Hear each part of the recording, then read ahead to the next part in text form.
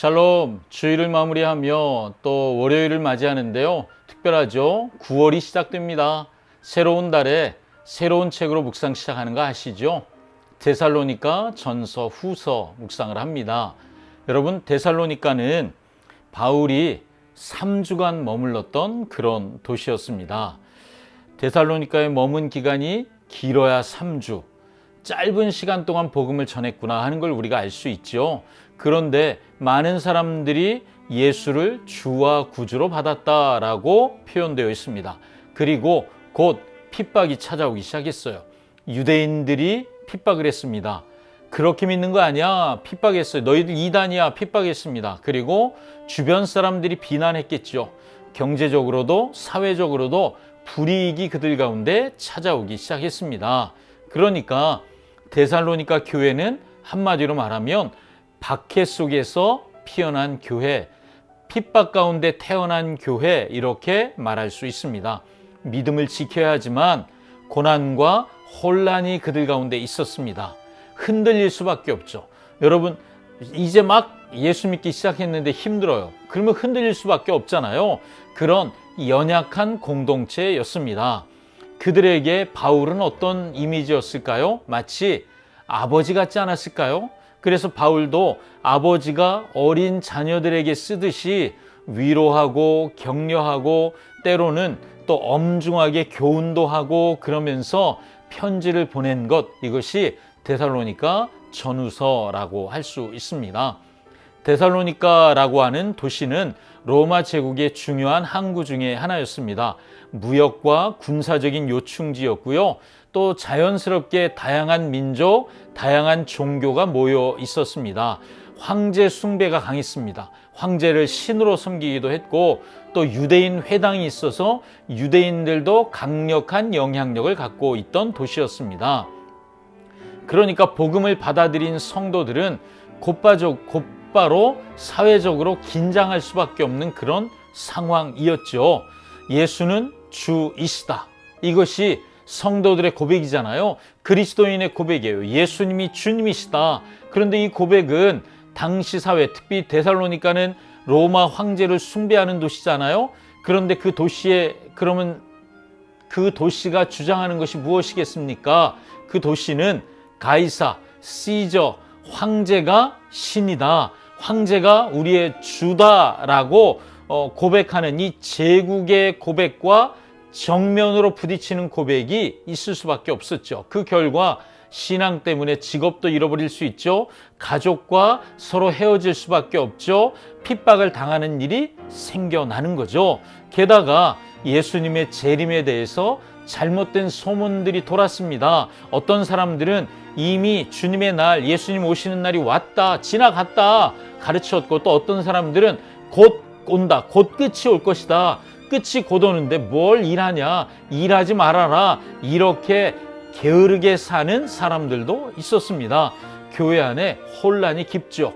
이런 상황에서 바울은 편지를 2개 쓴 거예요.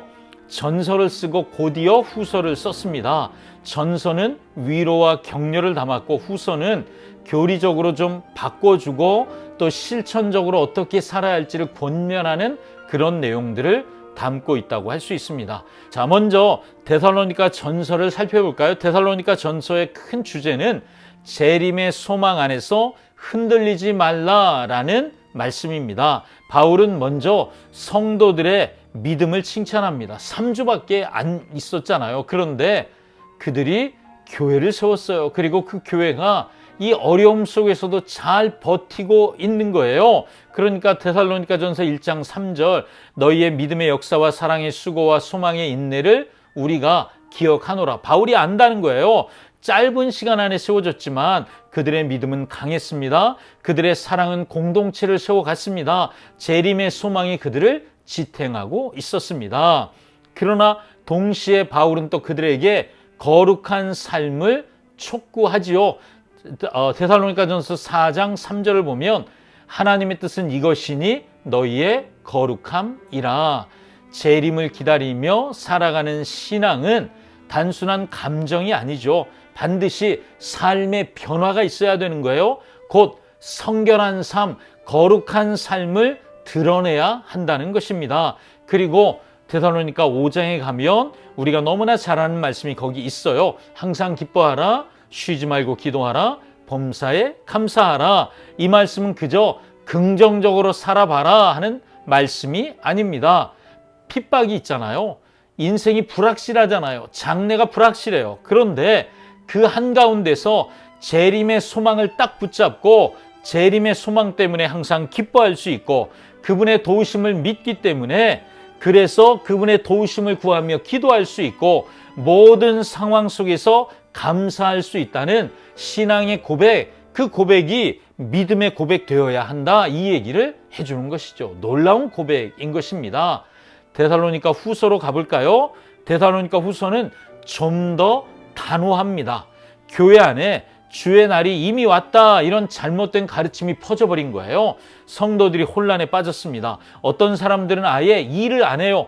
그리고 무질서하게 살았습니다. 게으르게 살았어요. 바울이 분명히 말합니다.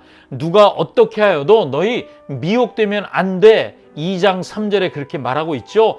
주님의 재림은 이미 지나간 사건이 아니라 앞으로 반드시 임할 사건인 것을 말합니다.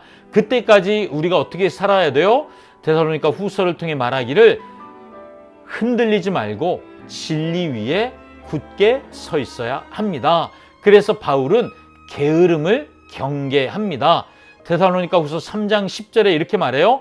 일하기 싫어하거든 먹지도 말게 하라. 일하기 싫어하는 사람 먹지도 못하게 해라. 일해야 된다는 거죠. 여러분, 재림신앙은 어떤 거예요? 근면하고 성실하게 내가 해야 할 일을 하는 것입니다. 재림을 기다리는 삶은 현실 도피가 아니라는 거죠. 오히려 오늘을 충실하게 살아내는 것, 이것이 재림을 기다리는 신앙이라는 거예요. 서로를 사랑하는 거예요. 또 항상 기뻐하는 거예요. 쉬지 말고 기도하는 거예요. 범사에 감사하는 거예요. 이것이 뭐라고요? 재림을 기다리는 신앙이라는 거예요.